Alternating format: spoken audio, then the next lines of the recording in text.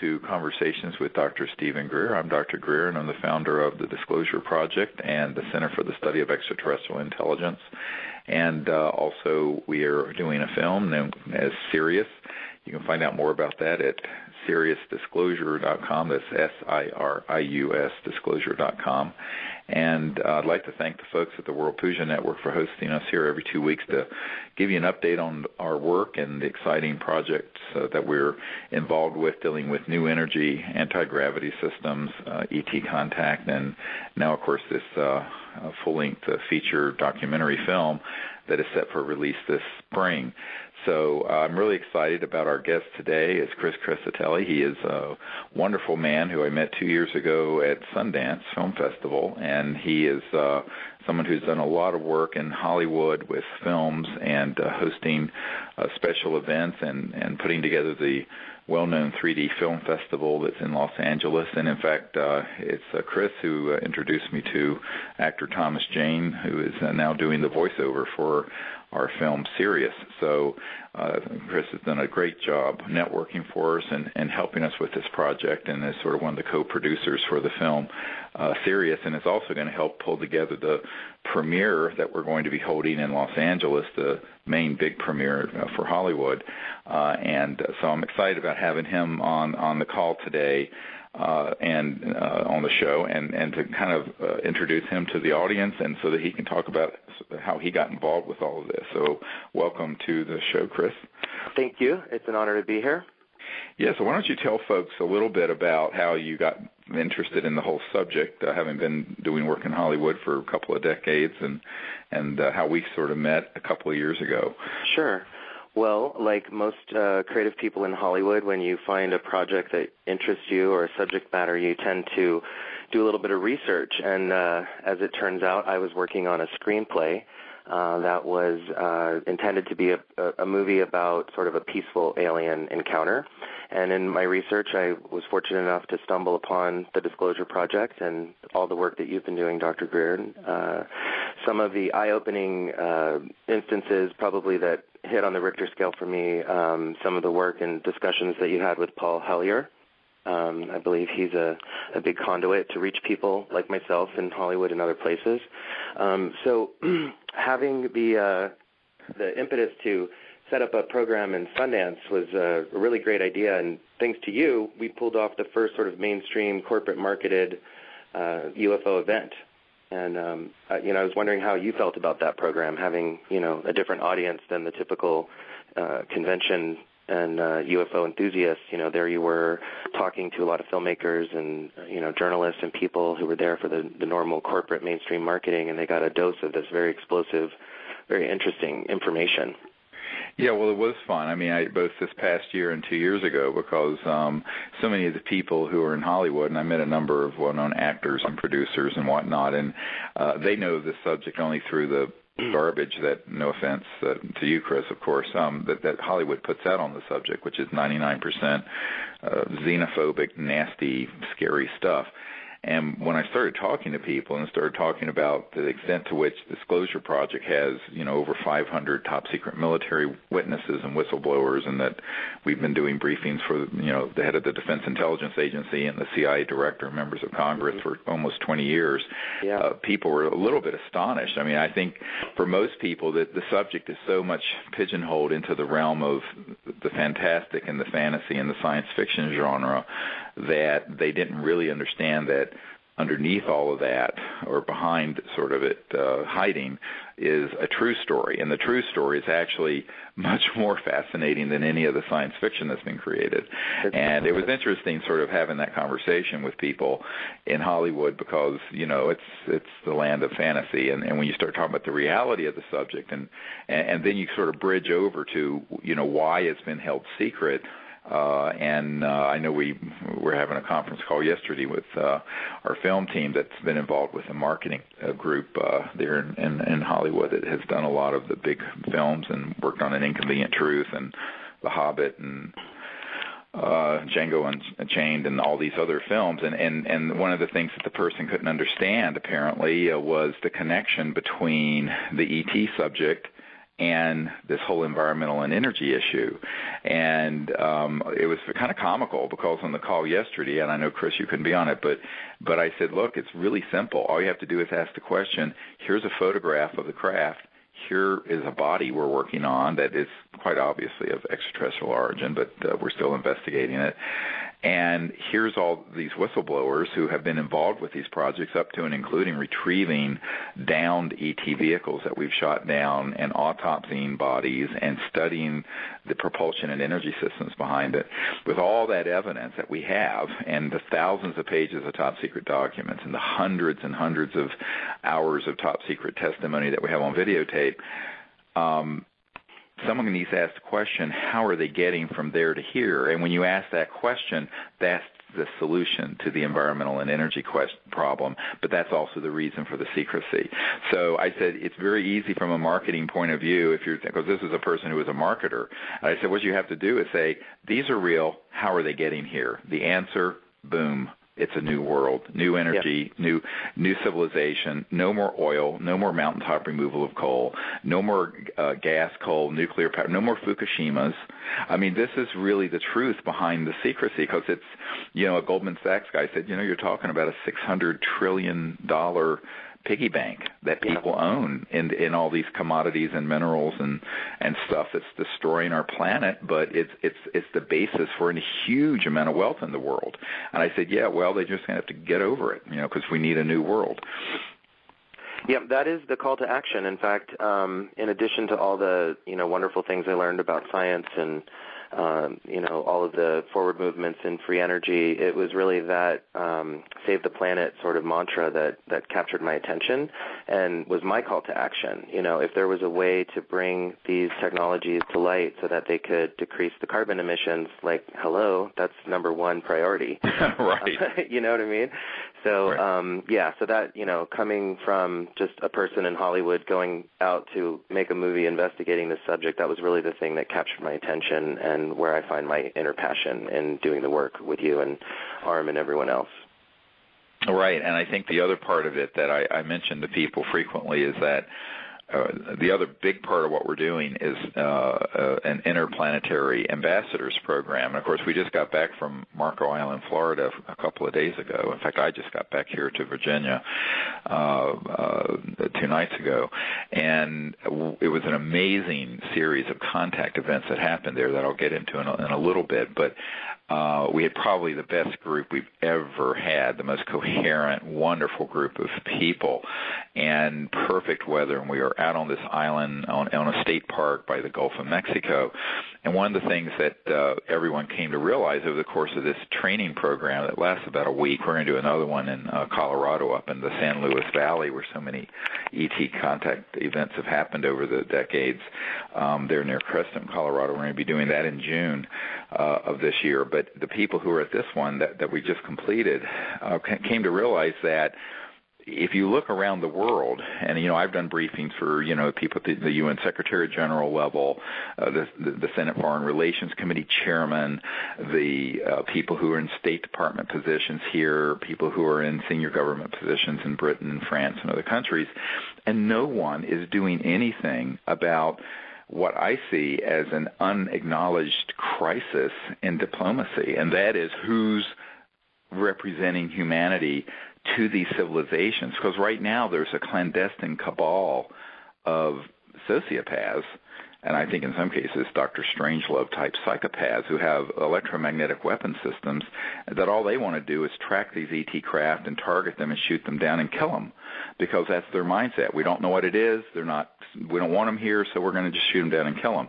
So there has to be a citizens' diplomacy effort. And I remember back during the Cold War, there was a group that I had knowledge of and had a little involvement with called the Physicians for Social Responsibility, and another one that was for doctors that were doing basically civilian citizen diplomacy between Americans and the Soviet Union during the really dark days of the Cold War.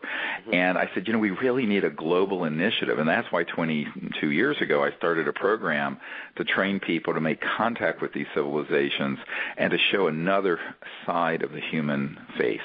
Instead of the warfaring, destructive side, have people who would approach this in a peaceful way to make peaceful contact and make a bridge from now into the future where humans could become part of an interplanetary system, which is where we're headed. But that because, what I was astounded to find in doing briefings for, the Clinton administration from then till now with senior people all over the world is that no one is minding the store because this subject is so secret that most of the conventional politicians and foreign office people and State Department people really don't know much about it at all, and there's certainly no organized attempt to make contact. So that's why we started this Close Encounters of the Fifth Kind initiative, or CE5 initiative, where we train people to use various protocols, including really advanced concepts in the science of consciousness, which we love talking about on this show because this World Puja Network, it's all about people who understand higher consciousness and the Vedas and the whole concept of enlightenment. But that these are the concepts that we have to bring to this interplanetary level of communication and contact. And the fact that most people don't know that the reason, for example, the CIA director that I briefed became very interested in, the head of Army Intelligence back in the 90s, was that they found out that it was true that we had a group of people I was doing a weekend training for in Florida again, it was in the March of 1992, and we just had a training group out on a beach, and we were teaching people to remote view deep space, make contact, and invite these ETs in, and then pop, 4 extraterrestrial vehicles just materialize in the sky, and we have it on videotape, although it was old high videotape. It's not the greatest video in the world, but you can hear everyone talking about, oh my God, they're right here. And I think when this went up the chain of command, they realized, my God, there's a group of civilians that have figured out the Rosetta Stone of contact, and it works.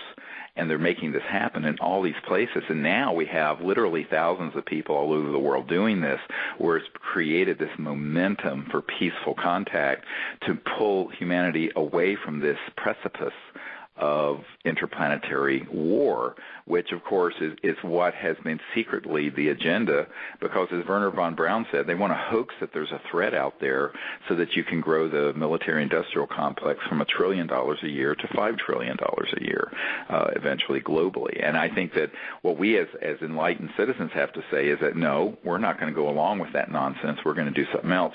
So between that issue and the energy and environmental issue, it becomes a really key relevant matter, and I think these discussions that I've had with folks in Hollywood for really about 15 years, it was back in the 90s, I started meeting with people like Arnold Kopelson and a number of other directors and producers about this issue.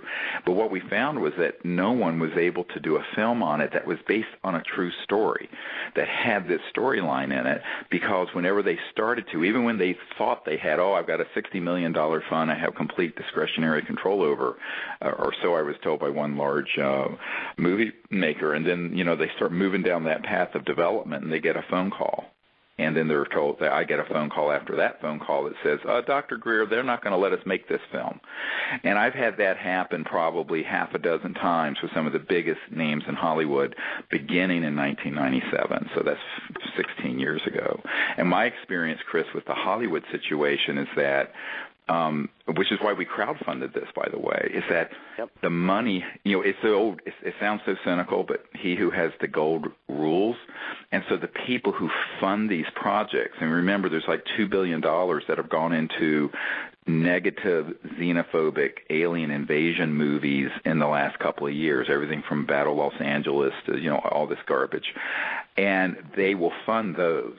They will not fund something that has a message of peace, of enlightenment, of contact, exposing the cabal for what it is, and exposing the secrecy for what it is, that is basically keeping everyone in macroeconomic slavery while we destroy the biosphere so a handful of people can run roughshod over the entire planet using fossil fuels for their wealth and also for centralized economic control. So I think these are the issues that no one has been able to work into a film until now with this documentary. Yeah, well, that is the the great thing about Sirius, and, thank you to all the crowdfunders out there who support the project and continue to do so. In fact, crowdfunders all over the world are doing such great work in medical, entertainment, just so many different projects getting to see the light of day because of that. So what a great program. And yes, it's true. Hollywood is definitely a difficult place to manage and navigate through, and I'm proud to have 20 years in the business and have been working on the studio side, the independent side, and it is interesting. I started as a journalist, so I come to the table as a reporter, sort of a Lois Lane type, trying to get to the truth. And in uncovering the truth, you go on a journey, and I think it's different for everyone. I don't think everyone will have the same awakening. It's sort of like a coming out, so to speak. And it's funny how you'll find within your own personal network, friends, family, other people who are following the story, although they're doing it quietly, in their homes at night on the computer, following it very closely. I was surprised, very close friends of mine who I just never thought were even paying attention. When I mentioned working with you and on the film, they're just like, oh my gosh, I actually helped fund the project. Not only were they a contributor, but they'd been following the story for 5 years and felt like they never had anyone to talk to, and they were so happy that I was now talking to them about it and being able to share any intel and information that I had. So I think that's the great thing about the Sirius film. And as you were talking about the CE5, I was reminded of, watching some of the sequences of the film that I've been fortunate enough to see, and the parts of the film that really strike you as a human, where like any great film where the hair on your arm just stands up because you're feeling so connected to the content.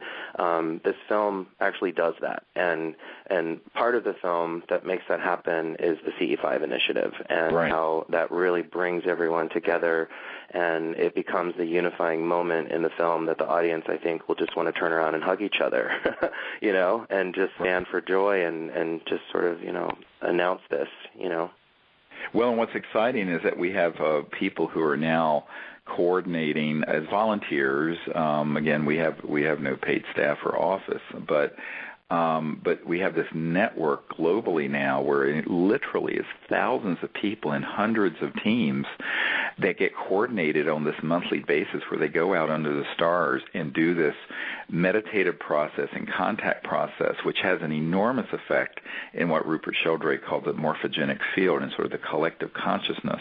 And that has been so gratifying, because I feel like, I could drop dead tomorrow, and this could all go on, because so many people have learned this. And in fact, we now, in the last couple of months, we've had for a year or two an iPhone app where you can learn all these protocols. And there's a link to that at the SiriusDisclosure.com site, SIRIUS, like the star system, SiriusDisclosure.com. But there's now an Android, and the Android app has widened it because so many people have Android phones and not iPhones. And the people are going out with their iPhones and iPads and smartphones and Galaxies and everything, and they have the meditation, they have the tones.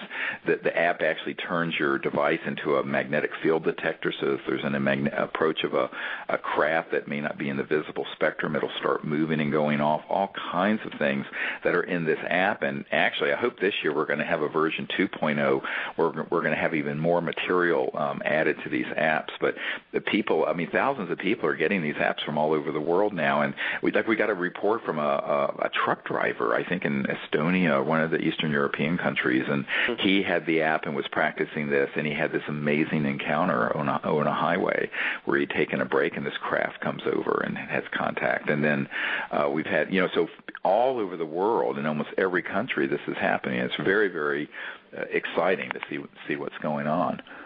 Yeah, and being someone who learned directly from you, heard about CE5 for the first time, I think it'd be good to share with your listeners, just a few little tidbits of, how that came together, because I think there might be a myth that, you have to have a large group or you have to have Dr. Greer with you to be able to have this happen, and that's not the case.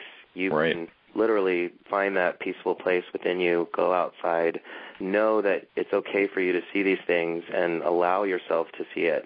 And I think people can really do a lot of, preparatory work just on their own. And whether you see something or don't see something, it's a bit like fishing. You must be patient, and it's a bit of a Zen approach, So I think it's good for listeners to know that it's not a difficult thing to do. It's just sort of something that you have to practice at. And for me, the first time that I had seen anything from a CE5, looking in the sky, I was actually within reach of you, and I started having some experiences. And was it when we were at Sundance 2 years ago? Yeah. Yeah, I think you might remember I pulled you outside, and I was like, is this it? Because I just kind of ran into the parking lot and just kind of had a moment, and things started happening. So I was very excited, and that kind of opened me up to the possibility. So the next 5 days while we were all working together leading up to our Sundance event, we had the most amazing thing happen to all 15 of us as we were driving home through the snowy night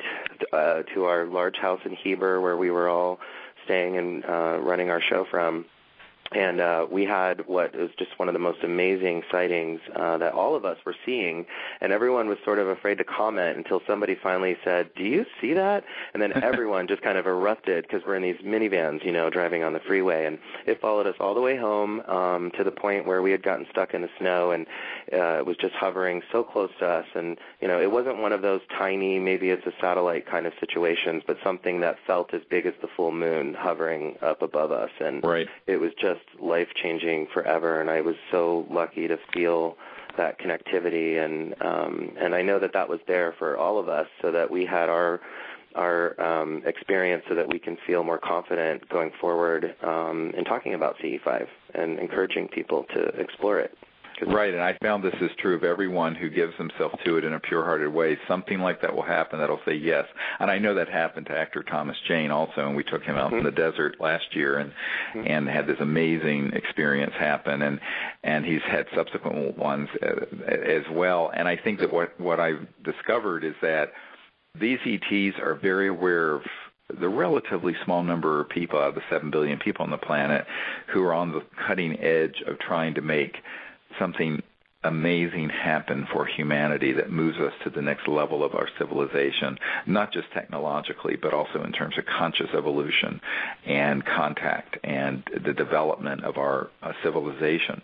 And if someone begins to move in that direction, it's sort of amazing how they're there, and in the most enigmatic but also, in a sense, effortless ways. It'll just happen like a butterfly that lands on your shoulder. You almost can't make it happen. You have to just intend and hope it does, and then it does. Yeah, absolutely. And, for me, coming out of that very remarkable situation, I felt a bit spoiled, because then every time I looked into the sky, I'm like, where are you?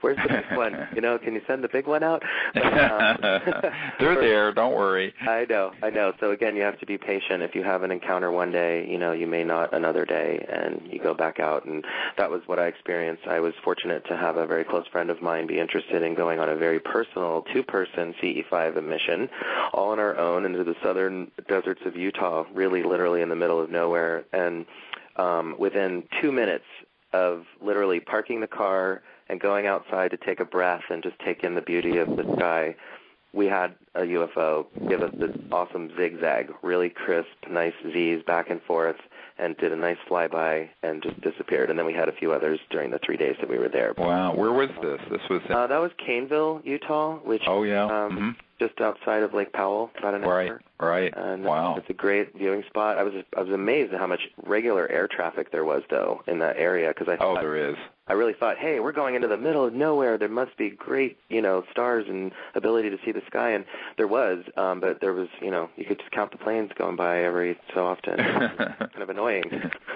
Yeah, it is. Well, that's everywhere we go is like that. And you begin to realize how much air traffic there is. And, of course, we added to that whenever we're doing one of these expeditions, we invariably also have military reconnaissance planes that come over. I know last time we were in England, we're going back to the crop circles and into England this summer in late July.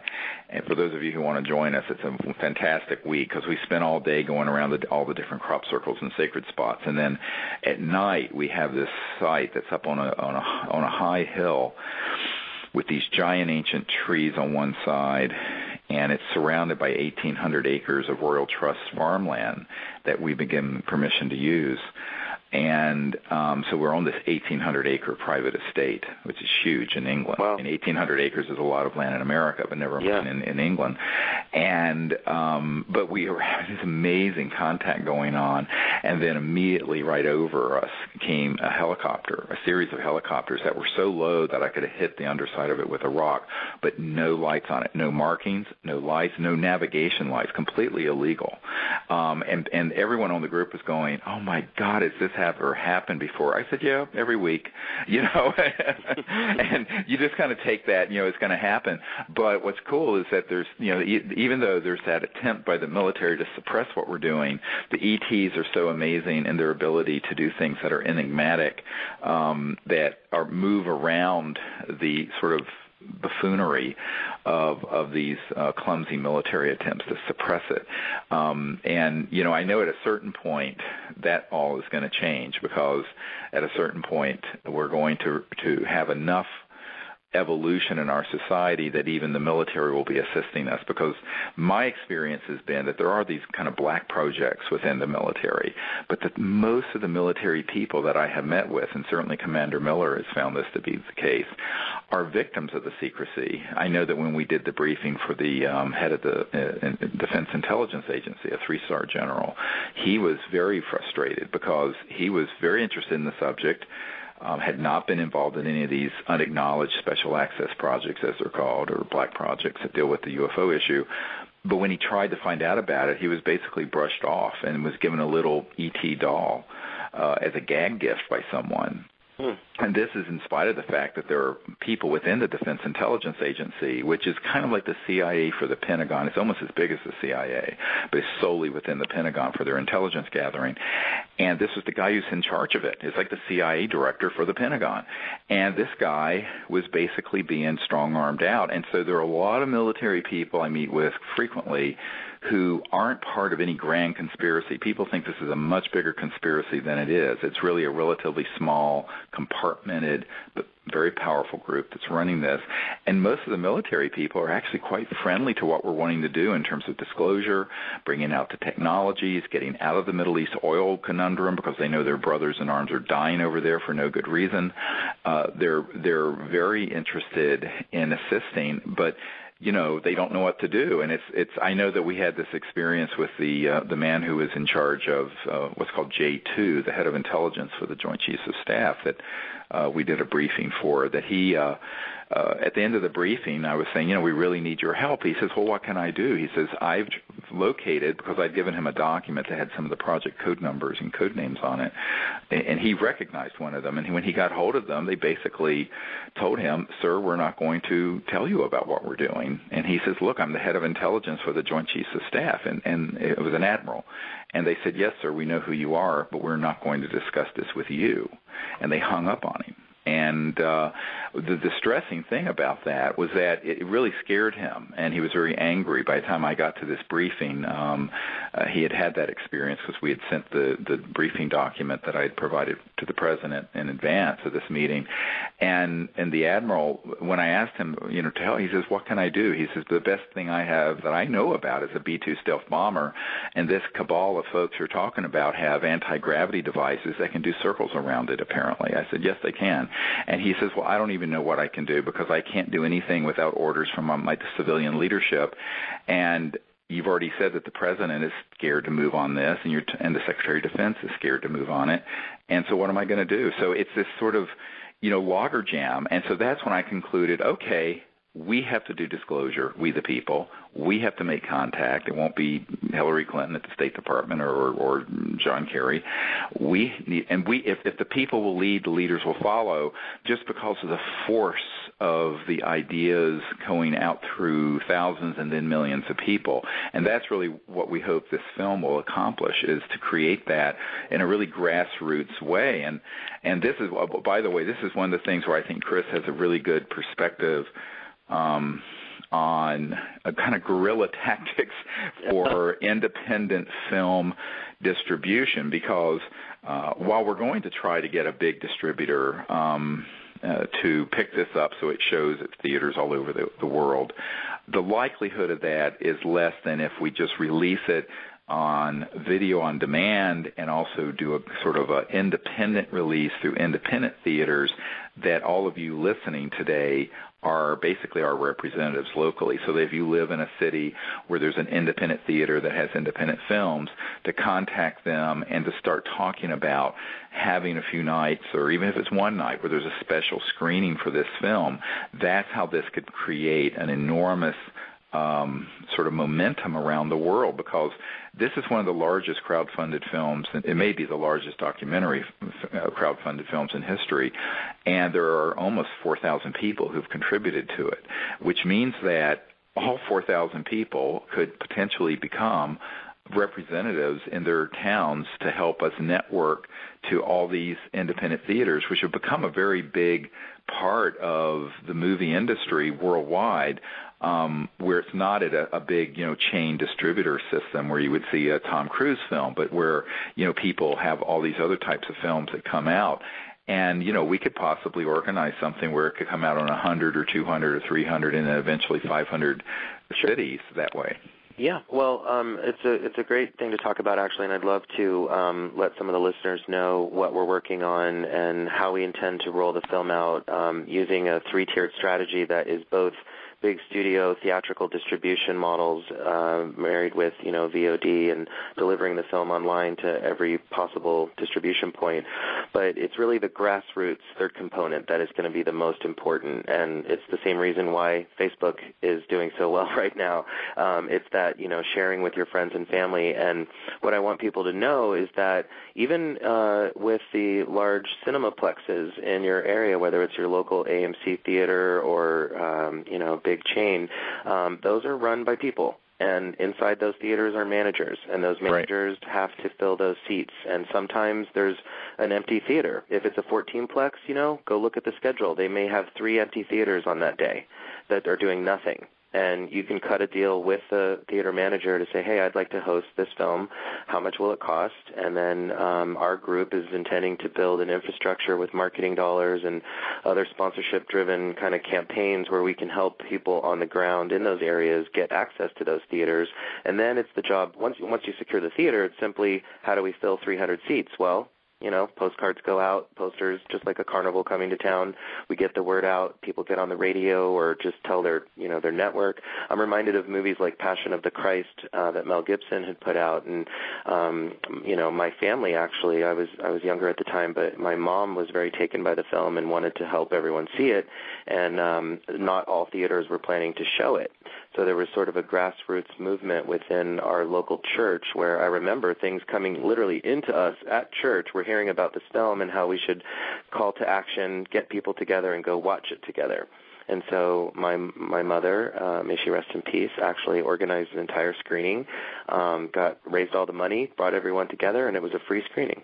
So it's not that hard to do. Right. And we're here to help. So as we move forward in the release of the film, our websites will definitely become live with links and information on how to reach us to establish those programs in your local area. So if you are interested, please definitely reach out and let us know, and we'll be having, media and packages and things that we can send out to help support the film.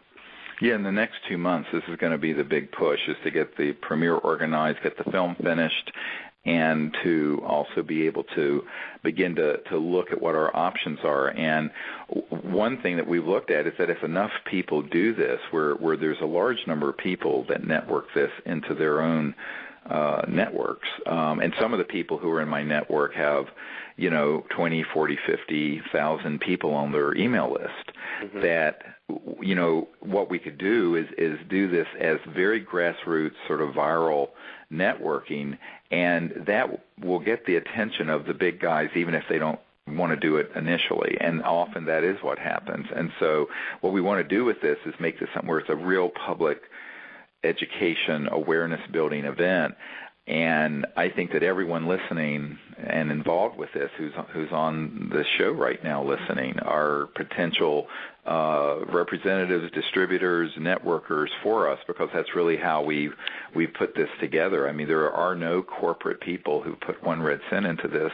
And actually, the Disclosure Project, which at the time was the most watched event in the history of the Internet, not just the National Press Club, the entire history of the Internet, was all done by volunteers and networking. Mm-hmm. And of course it broke into the mainstream media and ended up on, Pravda and Chinese News Agency and CNN and Headline News and all that. But the point is that it was really based in large numbers of people jumping on and getting involved. And so this will be sort of that next level of that with this full-length feature film, and that's our goal. And ultimately, our goal is that the proceeds of this will go into building a new energy research lab, because there's so many things going on. I'll give you an example. I can't be too specific about what this is, but in the last couple of weeks, a man has approached me whose a family had been involved in the 40s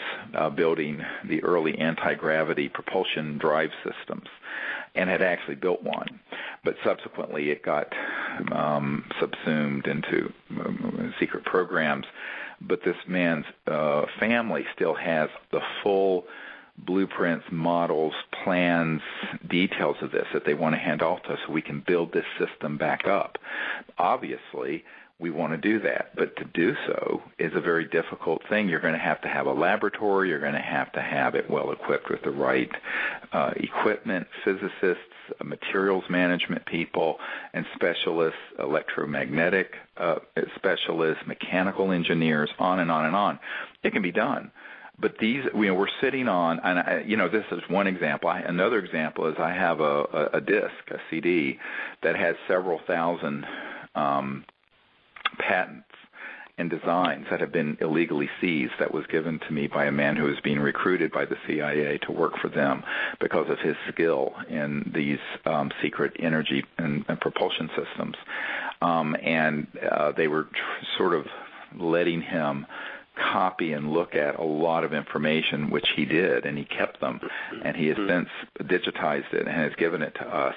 So now, of course, that's in a two-dimensional format. To make a three-dimensional device, you've got to actually have people who can do that R&D and do it. But we have so much intelligence and data and information, and so what we really want to do with this film is to bring the awareness of not only peaceful contact, but the fact that these technologies are real and have been suppressed for over 100 years. If you deal with just the straight-up energy ones, the propulsion ones have been around for 70 years or more. In fact, T. Townsend Brown first started doing high-voltage electromagnetic lifters that would cause levitation effect on items in 1928, 29. I mean, that's 80-some years ago.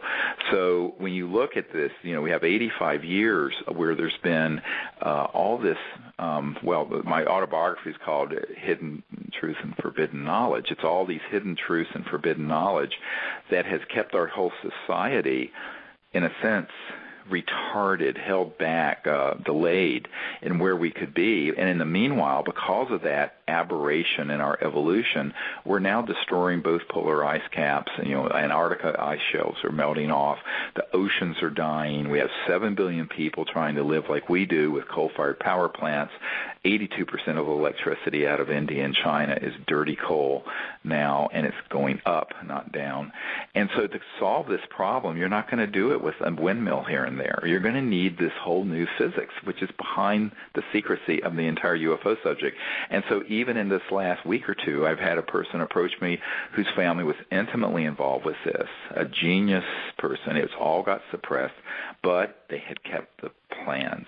So what are we going to do with that? Well, I can't. I mean, I'm just a country doctor here in Virginia, and I don't pretend to be a electromagnetic engineer or a fabricator. In fact, I can't even hook up a DVD player. My wife has to do that. So, the truth of the matter is I've got to put a team together of really top-drawer researchers, physicists, and engineers to do this, but you can't do that with a few $1,000s. You really need, $6 to $10 $10 million for a 1.5 to 2 year program to do that properly. And if we had it, we could do it. What I'm hoping this film will do through everyone who gets the importance of this issue is that it'll go viral. We can raise those funds. We already have an entity set up to manage and bring this forward and bring the technologies forward. And it's not like we'll be starting from scratch, my friends. If you read between the lines of what I've just shared with you, we're sitting on a gold mine of information, data, documents, designs. But to get those put into three-dimensional operational systems, you're not going to do that out of your garage part-time. This is a serious R&D effort. And I know that, being chairman of emergency medicine, I mean, our emergency department had like a $24 million budget just for that one town, for that one department, not the whole hospital, that one department. So to do anything properly with professional support, on something that's a heavy physics-oriented research project, you've got to get serious about it. And that's, serious is no pun intended, but that's actually, that's why we named this new website Sirius Disclosure, because it's sort of a double entendre. It's spelled like the star system Sirius, Sirius, but it has the meaning that this is serious disclosure going on, not, what politician had a sex scandal yesterday, which is considered an investigative report, in the mainstream media now. But SeriousDisclosure.com is dealing with the really serious issues, and that's why we hope this film, if everyone gets on board and becomes the sort of adjunct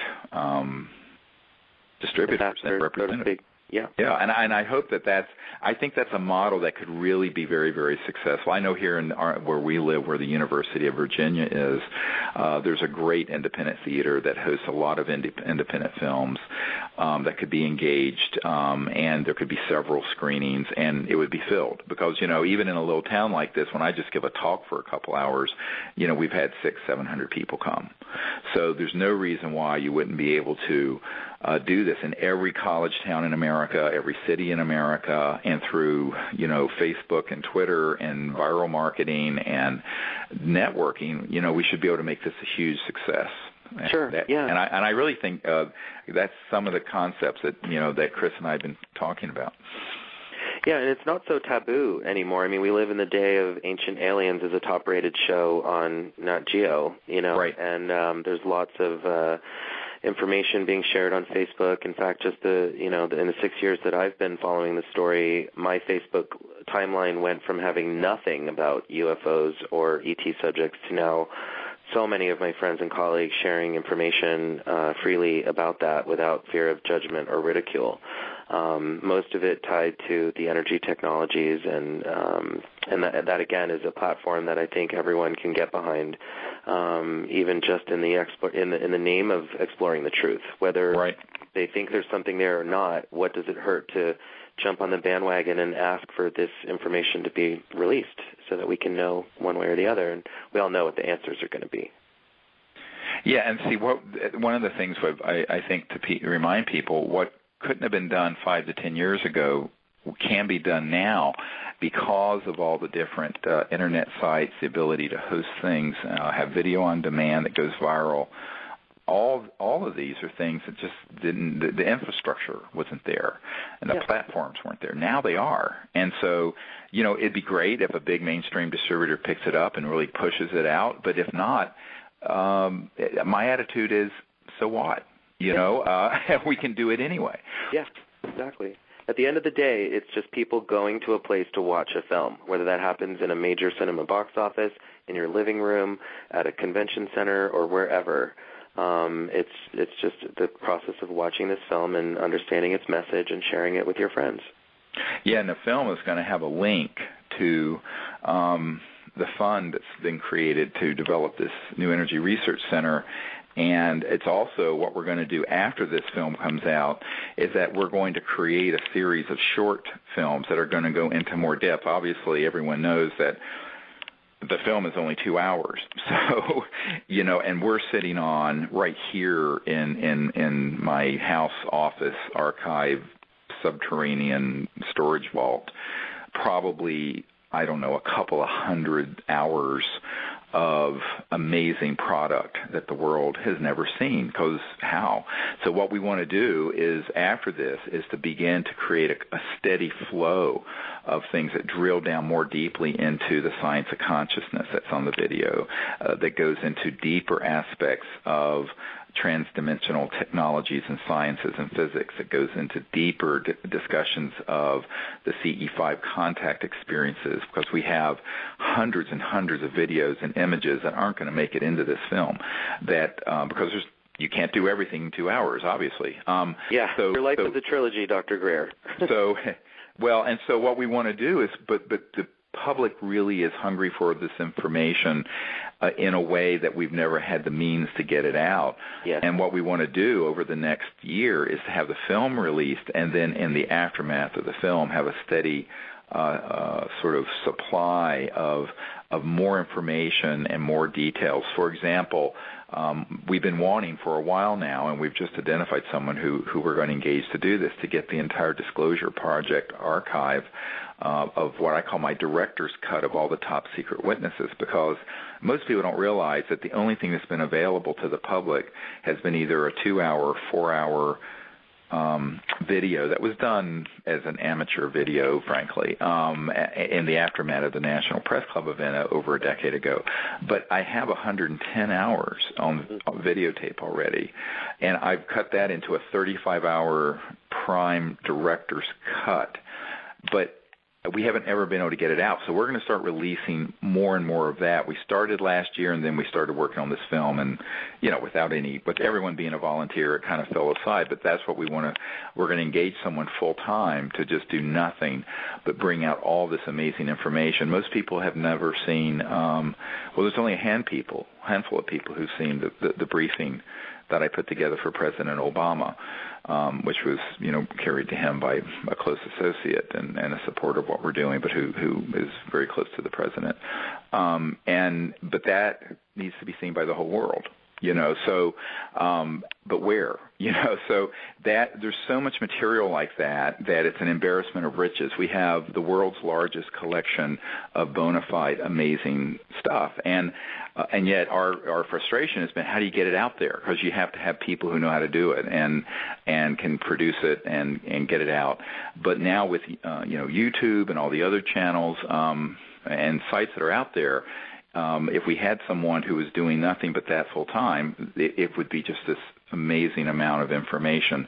And that's what we also want to start doing after the film comes out this spring. Yeah, well, I think when the film does come out, the phone is definitely going to ring for people looking for what's next from Dr. Greer and the team, and I'm sure that there will be additional follow-up documentaries that will come from the subject matter, and there is a lot of information. I mean, the film, the way I see it right now, basically catches people up. And when I look at it from my own perspective, my 6-year journey boiled down into 2 years. Everything I've seen or learned or came to understand that took me a lot of hours of research and talking with folks and going out on CE5 missions and things, people are going to get caught up really quickly. Once they digest that core information, they'll be primed and ready for all of the other things that you have in your library. So I think we're very excited to see all of that. I, working closely with you, have not even seen all of it myself. So, no, you've only seen 1%. Maybe. Yeah. I'm excited to see what else is in there. Yeah. And, we have the other thing we're getting ready to do is that, we have these 4 books that are out, but they're all in paper, and we're getting ready to convert all those to ebooks so that people can get those just like they can get the training information in an app. So this is all work that we're trying to do. Of course, my wife and I and a couple of people working on it are a bit overwhelmed, but the thing that people can do is to help us by networking this to all their friends and family, and also starting their own contact group in their area and learning how to do this, because it creates this shift in consciousness and the morphogenic field effect. It's like the 100th monkey effect. It really has been measured scientifically that when more people start doing something, it opens the doors and paves the way. But I think the same is true for disclosure. It's the same is true for the technologies. It's all about a shift in mass consciousness that builds a new civilization, sort of in that moves beyond, trying to deal. A lot of people want to get caught up in conspiracy theories and railing against this cabal of misanthropic psychopaths who've run the planet into the ground. Well, my view of it is that you have to be aware of those characters because, I get a death threat every week. But the reality is you don't focus on that. You focus on the creation of an entirely new civilization based on a new consciousness. And as Albert Einstein said, no problem's ever been solved from the level of consciousness that created it. So we have to create a new level of consciousness and understanding and then go from there with all these tools and information and technologies. Yeah, our thoughts so powerful, energy literally in every thought, and by projecting that light forward, I think we all together can create that awareness and that reality. Much like the way that the Wicked Witch melted away and her minions suddenly became like, oh, thank God you got rid of the witch. I think project that light, and even the military and others will eventually, the good will overpower the bad, and it's happening in so many other parts of our world, in civil rights movements and other places where the tide has just turned so much. And I think it's such a great time to be here on Earth and be a part of all this exciting movement and change. Oh, yeah, it is, definitely. And we're also at a point where, having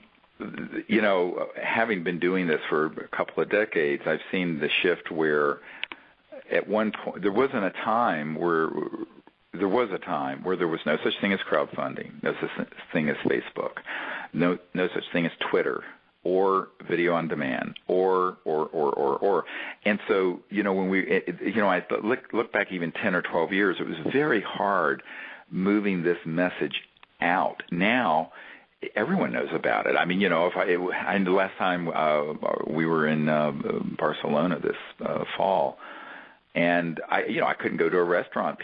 Everyone there knew what the Disclosure Project was and knew what we were doing. And so what I found is that even though the mainstream media may blacklist this and the New York Times won't cover it, it doesn't matter because no one, there's not the monopolistic control of information and the media that existed a decade ago. That has changed. This whole thing of the new media is a real phenomenon, and that's what's so exciting about doing this documentary as a crowdfunded event, one of the largest, if not the largest, crowdfunded documentary in history. But then being able to move forward with more and more information in the same paradigm, but also doing the technology effort in the same paradigm. Most people who try to do these sort of secret technologies have made the huge mistake of doing it secretively.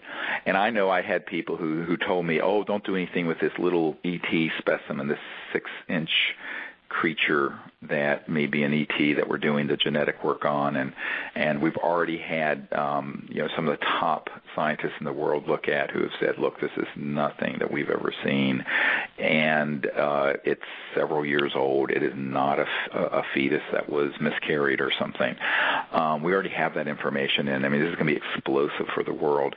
But people were saying, don't talk about it, it's too dangerous. I said, no. If I do something like this secretively, I'm a dead man. But if I have thousands or millions of people who know about it, that's our protection. Same thing with this technology effort. Everyone thinks they're going to be clever and be secretive. And I tell people, look, go to the National Reconnaissance Office headquarters. They're the guys, NRO runs all the super secret satellites. Over their door it says, we own the night. So those dudes own the darkness of secrecy. We own disclosure and doing things and bringing things out. So you play to your strength, not your weakness. We're never going to outfox the CIA and the NRO on this stuff. But if we put it out into the public and then we say, hey, now come and try to suppress us as we bring this out, when you've got millions of eyeballs watching, they're going to go, ugh. And actually, this is what I planned to do in the 90s, and by the 2000s when we did the Disclosure Project, everyone said, oh, my God, how can you do this? I said, look, we're going to do it. The first hour of the National Press Club event was electronically jammed. The people at the National Press Club in Washington had never seen anything like it. I said, yes, I told you this was going to happen. But it was just an hour delay. It finally got out to the world. It ended up being like 800 million people around the world either heard it on radio or saw it. And eventually, it got out. And, not a single one of these military guys who were standing up there saying, I will testify under oath before Congress about what I saw and did, none of them even got a phone call threatening them. Why? Because millions of people saw this. These people aren't stupid. They're not going to step into a billion-watt spotlight. Well, we have to do that with these technologies also. It can't be Silicon Valley where everyone's running around with the next version of the iPhone 5, thinking they're, going to keep it secret. It has to be done so the whole world knows. And so my view of this energy research effort is that we stand it up, and if necessary, we have parts of it being streamed live on the Internet. So anyone who wants to come in and harass us, boom, you're on candid camera. Right. Okay. No, I'm sorry. And people, I've spoken to some people in the intelligence community, and they say, "Oh my God, that's a great idea," because that's what they don't want to do. They don't. These are like vampires that only come out at night, or cockroaches that when you cut on the lights, they scurry into the dark corners. So this is why the strategy. It's so simple, but it's so effective, and that's what we've been doing for 15 years with disclosure, and now we're going to do it with this film and with the energy effort, and that's the only strategy that'll work because, Dr. Bearden and people like that have sat and we've looked at what's happened over the last 100 years of how all this knowledge has gotten suppressed, and there's a certain half a dozen to a dozen prime mistakes that people have made, and we've said, okay, we have to learn from history so we don't repeat it. Mm-hmm. Yeah. Well, I guess the Energy Lab sounds a bit like a safe haven for pioneering energy developers and also people who might have access to information. So I believe that's also what the work you've been doing with the Disclosure Project, giving people a place to air that information in a safe way without fear of harm. Yeah, exactly, and I think that's how you create. You do it in a unified way with large numbers of people, and then it becomes something that these folks don't quite know how to handle. The most they can do is just bring out all kinds of false information, disinformation, make up lies about you. I remember being at Purdue University at the aerospace engineering department, and there was a well-known debunker that was debating me there, and privately he pulled me aside and he says, "Oh, you're really onto something. Keep up the good work." He got up on stage, called me a liar, called Gordon Cooper a liar, said that I was some sort of, Rasputin that was putting everyone under a spell, and they had false memory syndrome. And it went on and on and on. And this was in front of like a whole auditorium full of aerospace engineer PhDs and master degree people at a major university, the same university that Neil Armstrong came out of. And yet, at the end of the day, I just stuck with the facts and let him call me every invective and every horrible name. And I didn't even address those issues. I just stuck to the facts and the truth. And as Patrick Daniel Moynihan said, everyone's entitled to their opinion. They're not entitled to their own facts. The facts are the facts.